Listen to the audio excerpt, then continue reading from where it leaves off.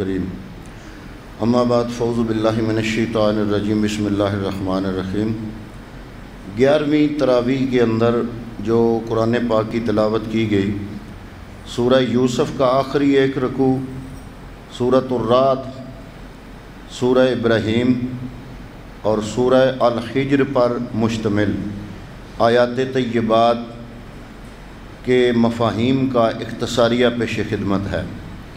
سورہ یوسف کی آیت نمبر 105 میں فرمایا گیا کہ یہ لوگ زمین و آسمان میں بکھری ہوئی قدرت کی نشانیوں کو دیکھتے ہیں لیکن پھر بھی ایمان نہیں لاتے اور شرک میں مبتلا رہتے ہیں، تو کیا یہ لوگ عذاب الہی سے پرامن ہو گئے؟ اور کیا یہ اس سے پرامن ہو گئے کہ قیامت اچانک بھی آ سکتی ہے؟ آگے آیت نمبر 108 میں منصب رسالت کو بیان کرتے ہوئے فرمایا، کیا فرما دیں کہ میرا اور میرے پیروکاروں کا طریقہ یہ ہے کہ ہم پوری بصیرت سے لوگوں کو اللہ تعالیٰ کی طرف بلاتے ہیں اور اللہ تعالیٰ ہر شرک سے پاک ہے، اور پہلے بھی تمام رسول مردوں میں سے ہی آئے، تو یہ لوگ زمین میں چل پھر کر منکرین کا عذاب کیوں نہیں دیکھتے؟ اور آخرت کا گھر تو پرہیزگاروں کے لیے بہت ہی بہتر ہے، تم سمجھتے کیوں نہیں ہو؟ رسول حق کی طرف بلاتے رہے یہاں تک کہ انہیں یقین ہو گیا کہ یہ لوگ ایمان نہیں لائیں گے، اور لوگوں نے یہ گمان کیا کہ ہمیں جس عذاب سے ڈرایا جا رہا ہے اس میں کوئی صداقت نہیں، تو پھر عذاب آیا، متقین بچ گئے اور مجرم عذاب میں دھر لیے گئے۔ ان باتوں میں عقل مندوں کے لیے عبرت کا بہت سامان موجود ہے، اور قرآن کریم پہلی کتابوں کی تصدیق کرتا ہے، اس میں ہر چیز کا بیان ہے اور یہ ایمان والوں کے لیے ہدایت اور رحمت ہے۔ اسی پر سورہ یوسف اختتام پذیر ہوئی، کیونکہ سورہ یوسف کی تفصیل ہم نے کل پڑھ لی تھی، ایک رکوع باقی تھا۔ اب آگے سورہ الرعد، یہ سورہ مبارکہ مکی ہے اور اسلام کے بنیادی عقائد کو ثابت کرتی ہے۔ ماقبل سورت کے آخر میں فرمایا تھا کہ منکرین زمین و آسمان میں پھیلی قدرت کی نشانیوں میں غور کیوں نہیں کرتے، اور اس صورت میں ان نشانیوں کی بعض تفصیلات بیان کی گئیں، ان میں ایک بجلی کی کڑک بھی ہے۔ اسی نسبت سے اس سورت کا نام سورۃ الرعد رکھا گیا۔ سورہ رعد کا مطلب بجلی کی کڑک ہے۔ سورہ مبارکہ کی ابتدا نزول قرآن سے کرتے ہوئے فرمایا کہ یہ کتاب کی آیات اور جو کچھ بھی آپ پر اتارا گیا سب کچھ آپ کے رب کی طرف سے حق ہے، لیکن اکثر لوگ پھر بھی ایمان نہیں لاتے۔ آپ ان کے ایمان نہ لانے پر تعجب نہ کریں، اس سے زیادہ تعجب کی بات یہ ہے کہ یہ کہتے ہیں کہ ہمیں مرنے کے بعد کیسے زندہ کیا جائے گا۔ یہ لوگ عظمت الہی کے منکر ہیں، ان کے گلے میں طوق ہوں گے، یہ دوزخ میں ہمیشہ رہیں گے۔ اگلی آیت میں اللہ تعالیٰ نے قدرت باری تعالیٰ کے بعض مظاہر کو بیان کیا۔ آیت نمبر 8 سے قدرت باری تعالیٰ کے بعض مظاہر کو بیان فرمایا گیا۔ علم الہی کو بیان کرتے ہوئے فرمایا کہ اللہ جانتا ہے کہ ایک مادہ کیا چیز اٹھائے پھرتی ہے اور شکم مادر میں کیا کمی بیشی ہوتی ہے، اور اس نے ہر چیز کی ایک مقدار مقرر کی ہے۔ وہ چھپے اور ظاہر کو جاننے والا، وہ تمہاری ظاہری اور باطنی تمام باتوں کو جانتا ہے۔ اہل عقل کی نشانیاں، آیت نمبر 9 سے اہل عقل کی نشانیوں کو بیان کرتے ہوئے فرمایا کہ جو بندہ حق کو مان لیتا ہے وہ اس شخص کی طرح نہیں ہوتا جو حق کو دیکھنے سے اندھا ہو جاتا ہے، اور حق کو صرف اہل عقل ہی سمجھتے ہیں، اور عقل مند لوگ وہ ہیں جو اللہ تعالیٰ سے کیا ہوا عہد الست بھی نبھاتے ہیں اور رسولوں کی وساطت سے اللہ تعالیٰ سے کیے ہوئے وعدے بھی پورے کرتے ہیں، صلہ رحمی کرتے ہیں اور اللہ تعالیٰ سے ڈرتے ہیں اور اللہ تعالیٰ کی رضا چاہتے ہوئے صبر کرتے ہیں، نماز قائم کرتے ہیں اور ہمارے دیے ہوئے رزق میں سے خفیہ اور اعلانیہ خرچ کرتے ہیں، برائی کا بدلہ اچھائی سے دیتے ہیں، یہی لوگ جنتوں میں داخل ہوں گے اور ان میں ہمیشہ رہیں گے۔ ان کے متعلقین میں سے جو لوگ مومن ہوں گے، یہ بات سننے والی ہے، ان کے متعلقین میں سے یعنی جو تعلق رکھنے والے ہیں ان سے، ان کے متعلقین میں سے جو لوگ مومن ہوں گے ان کے صدقہ میں اللہ تعالیٰ انہیں بھی جنت میں اعلیٰ مقام دے گا۔ ہر طرف سے فرشتے انہیں سلام بھیجیں گے اور کہیں گے جو تم نے صبر کیا یہ اس کا بدلہ ہے۔ منکرین کی علامتیں اور ان کا انجام۔ آیت نمبر 25 سے منکرین کی علامات اور ان کے انجام کا ذکر فرمایا کہ یہ وہی لوگ ہیں جو اللہ تعالیٰ سے پختہ عہد باندھنے کے بعد اسے توڑ دیتے ہیں، اور جسے اللہ تعالیٰ نے ملانے کا حکم دیا اسے کاٹتے ہیں۔ کاٹنے سے مراد اللہ تعالیٰ کہتا ہے کہ ایک دوسرے سے تعاون کرو، ایک دوسرے کا حق نہ کھاؤ۔ ہم بیٹھے بٹھائے لوگوں کے حقوق مار دیتے ہیں، تنگ کرتے ہیں۔ اگلے لوگوں کے دلوں میں ہمارے بارے میں کیا جذبات ہیں یہ تو قیامت کو پتہ چلے گا۔ تو دلوں کے حال تو اللہ جانتا ہے۔ اگر آپ کی وجہ سے کسی کا دل دکھی ہوا ہے نا، صرف اس کا بدلہ بھی قیامت کو دیا جائے گا، لیکن ہم لوگ نہیں سمجھتے۔ آگے ہے جی ضابطہ ہدایت، اور ہدایت اسے دی جاتی ہے جو اللہ تعالیٰ کی طرف رجوع کرتا ہے۔ یہ ہمیں نہیں کہ پڑی ہوئی چیز ہے اٹھا کے لے آئے، جو رجوع کرتا ہے ہدایت اسے ملتی ہے۔ یہ وہی لوگ ہیں جن کے دل ذکر الہی سے سکون پاتے ہیں۔ آیت نمبر 31 میں کافروں کی ضد کو بیان کرتے ہوئے فرمایا کہ اگر قرآن کے ساتھ پہاڑ بھی اپنی جگہ سے چلا دیے جاتے، زمین پھاڑ دی جاتی، مردے زندہ کر دیے جاتے، تب بھی یہ لوگ ایمان نہ لاتے۔ سارا معاملہ اللہ تعالیٰ کے ہاتھ میں ہے، وہ انہیں جبراً مسلمان کر سکتا ہے، لیکن وہ ایسا کرتا نہیں۔ آپ نے صرف یہ پیغام پہنچانا ہے، حساب لینا ہمارا کام ہے۔ یہاں تک یہ سورہ مکمل ہوئی۔ آگے سورہ ابراہیم، یہ سورت مکی ہے۔ میں نے آج بڑا اختصار کر رکھا ہے کیونکہ میں دیکھتا ہوں کہ آپ میں سے اس ٹائم سونا ہی ہوتا ہے سب نے جا کے۔ ہم اپنی 15-20 منٹ کی جو نیند ہے نا، اس کو قرآن کی تفہیم پر اولیت دیتے ہیں۔ ایسے اٹھتے ہیں نا، سلام پھیرتے ہی دعا بھی نہیں مانگتے کہ پتہ نہیں کوئی پھانسی لگ جائے گی۔ حالانکہ جو روز قرآن پاک کی تراویح ہوتی ہے اس کو سمجھنے کا ایک انداز ہے۔ پہلے جتنا ٹائم لگتا تھا اس سے میں نے مزید اختصار، سوا سپارہ، اس کو اختصار کرنا آسان نہیں ہے، لیکن میں اس کو مزید اختصار میں کر لیا۔ سورہ ابراہیم یہ سورت مکی ہے، چونکہ مشرکین کا دعویٰ تھا کہ وہ ملت ابراہیمی کے پیروکار ہیں، تو اس سورہ مبارکہ میں حضرت ابراہیم علیہ السلام کی شرک سے بیزاری کو خصوصی طور پر واضح فرما دیا گیا۔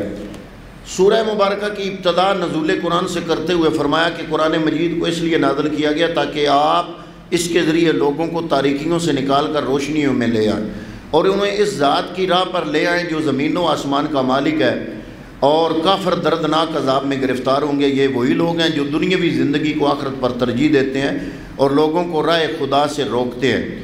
یہی لوگ بری طرح بھٹک چکے ہیں، اور رسول ہمیشہ اپنی قوم کی زبان میں ہی پیغام لاتا ہے تاکہ حکم خوب واضح ہو سکے، اور گمراہی کے ایسے گمراہ کر دیے جاتے ہیں اور ہدایت کے طالب جو ہے وہ ہدایت پا جاتے ہیں۔ آگے آیت نمبر 5 میں حضرت موسیٰ علیہ السلام کا ذکر کرتے ہوئے فرمایا کہ اس سے پہلے حضرت موسیٰ علیہ السلام بھی لوگوں کو تاریکیوں سے نکال کر روشنی میں لانے کے لیے ہی بھیجے گئے تھے۔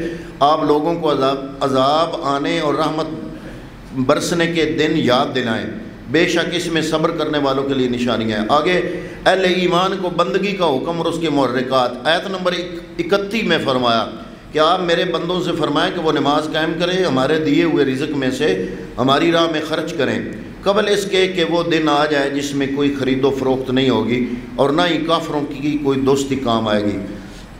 حضرت ابراہیم کا تذکرہ آگے فرمایا۔ آیت نمبر 35 سے حضرت ابراہیم علیہ السلام کا ذکر شروع فرمایا کہ جب حضرت ابراہیم علیہ السلام نے اللہ تعالیٰ سے دعا مانگی کہ اللہ اس شہر کو امن والا بنا دے اور مجھے اور میری اولاد کو بتوں کی عبادت سے محفوظ رکھنا، ان بتوں کے سبب بہت سے لوگ گمراہ ہوئے، تو جو میری بات مانے وہ میرا ہے، اور جو میری نافرمانی کرے تو تو بخشنے والا رحم فرمانے والا ہے۔ یہاں پر یہ سورہ مکمل ہوئی۔ آگے سورہ الحجر۔ سورہ الحجر مکی ہے اور مکی دور کی ابتدائی زندگی میں نازل ہوئی۔ اس کا مرکزی مضمون اسلام کے بنیادی عقائد کا ثابت کرنا اور منکرین کو عذاب الہی سے ڈرانا ہے، اور یہی حقائق مختلف انبیاء کرام کے واقعات کے تناظر میں واضح کیے گئے۔ قوم سمود کی تباہی سے مشرکین کو خصوصی طور پر درس عبرت لینے کی تلقین کی گئی۔ قوم سمود کی بستیاں ہجر کہلاتی ہیں، اس لیے اس سورہ مبارک کا نام بھی ہجر رکھا گیا۔ قوم سمود کا تذکرہ ہم پیچھے پڑھ چکے ہیں، تو اس قوم سمود کی جو بستیاں برباد ہوئی ان کو ہجر کہتے ہیں۔ سورہ مبارکہ کی ابتدا صداقت قرآن سے کرتے ہوئے فرمایا کہ یہ الکتاب اور قرآن مبین کی آیات ہیں۔ پھر کافروں کے اعمال کا تذکرہ کرتے ہوئے فرمایا کہ اس دن کافر تمنا کریں گے کہ کاش وہ مومن ہوتے، لیکن ان کی تمنا بے فائدہ ہوگی، کیونکہ قیامت کا دن حساب کتاب کا دن ہوگا۔ تو اے منکرین اب کھاؤ پیو غفلت میں پڑے رہو، تمہیں بہت جلد اس کا انجام معلوم ہو جائے گا۔ ہر سرکش قوم کی تباہی کا ایک دن مقرر ہوتا ہے، اس میں کوئی تقدیم و تاخیر نہیں ہوتی۔ اور منکر آپ کو مجنو کہتے ہیں اور کہتے ہیں کہ اگر آپ یہ سچے ہیں تو ان پر فرشتے کیوں نہیں اترتے؟ تو فرشتے نظام الہی کے تحت ہی اترتے ہیں اور پھر منکرین کو مہلت نہیں دی جاتی۔ آگے آیت نمبر 9 میں فرمایا کہ قرآن کو ہم نے ہی نازل کیا اور ہم ہی اس کے محافظ ہیں۔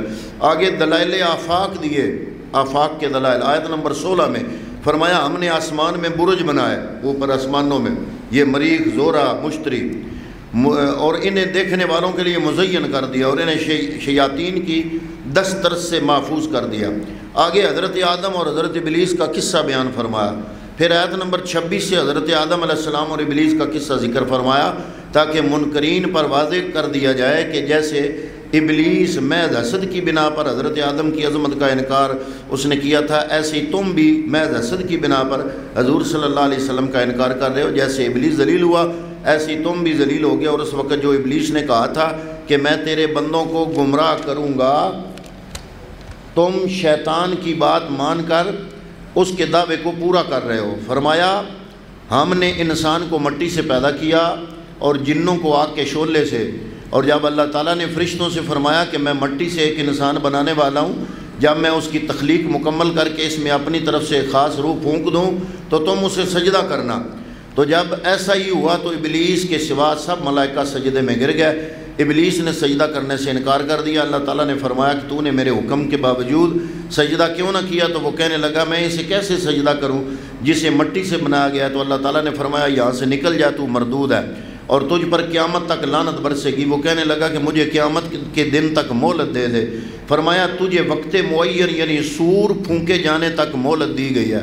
تو وہ کہنے لگا چونکہ تو نے مجھے گمراہ کیا اس لیے میں تیرے مخلص بندوں کے سوا سب کو گمراہ کر دوں گا۔ تو اللہ تعالیٰ نے فرمایا تو میرے خاص بندوں کو گمراہ نہیں کر سکے گا، اور جو تیری پیروی کریں گے سب جہنم میں جائیں گے، اور جہنم کے 7 دروازے ہیں اور ہر ایک سے مخصوص قسم کے مجرم داخل ہوں گے، اور پرہیزگار باغات اور چشموں میں ہوں گے۔ انہیں کہا جائے گا کہ پرامن ہو کر سلامتی سے جنت میں داخل ہو جاؤ، اور اگر اہل جنت میں سے کسی کے دل میں کسی دوسرے کے بارے میں کوئی میل ہوگا نا دنیا میں تو ہم اسے نکال دیں گے تاکہ وہ جنت کی نعمتوں سے پوری طرح لطف اندوز ہو سکے۔ اور وہ جنت میں آمنے سامنے جنتی تختوں پر بیٹھے ہوں گے، آپ آمنے سامنے ہوں گے، بیٹھیں گے اور ایک دوسرے کو مخاطب کر کے یاد دلائیں گے وہ دنیا میں کیسے ہم مسجد میں بیٹھا کرتے تھے، یہ کام کرتے تھے۔ تو اللہ تعالیٰ نے یہ سارا منظر قرآن میں بیان کیا کہ جنتی جو لوگ ہیں وہ تختوں پر آمنے سامنے بیٹھیں گے، نہ انہیں کبھی کسی بھی طرح کی تکلیف ہوگی اور نہ ہی انہیں کبھی جنت سے نکالا جائے گا۔ آپ میرے بندوں کو بتا دیں کہ میں بہت بخشنے والا، بے حد رحم فرمانے والا ہوں، اور میرا عذاب بہت دردناک ہے۔ آگے اصحاب ہجر، یہ جو سورہ الحجر ہے اس کا تذکرہ کیا۔ ہجر حضرت صالح علیہ السلام کی قوم کی بستیوں کو کہا جاتا ہے۔ تو فرمایا کہ انہوں نے بھی رسالت کا انکار کیا اور وہ پہاڑوں میں اپنے گھر بنایا کرتے تھے۔ انہیں صبح کے وقت ایک کڑک نے تباہ کر دیا اور ان کی مادی طاقت ان کے کسی کام نہ آ سکی۔ آگے مشرکین کو تنبیہ فرمائی آیت نمبر 85 سے، روح سخن مشرکین کی طرف ہو گیا اور فرمایا کہ ہم نے زمین و آسمان کو ایک مقصد کے لیے اور مکمل آن بان سے پیدا کیا اور قیامت ضرور آئے گی، آپ ان سے درگزر کرتے رہیں۔ آپ کا رب ہر چیز کا خالق بھی ہے اور ہر چیز کو خوب جانتا ہے۔ ہم نے آپ کو بار بار دہرائی جانے والی 7 آیات اور قرآن مجید کی نعمت عطا فرمائی ہے۔ کون سی 7 آیات؟ یہ سورہ فاتحہ جو ہر رکعت میں پڑھی جاتی ہے۔ اللہ نے باقاعدہ احسان جتایا کہ ہم نے 7 آیات تمہیں دی اور قرآن دیا۔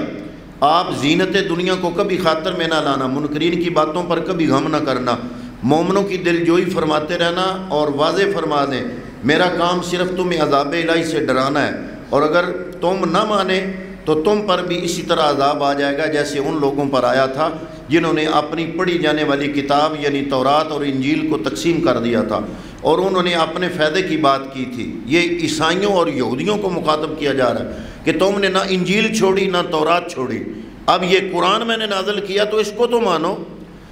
آپ کے رب کی قسم ان سب سے ان کے اعمال کے متعلق پوچھا جائے گا۔ آپ حکم الہی ان تک پہنچا دیجئے اور مشرکوں سے اعراض کریں، ہم ان کے استہزاء کرنے والوں کے لیے کافی ہیں۔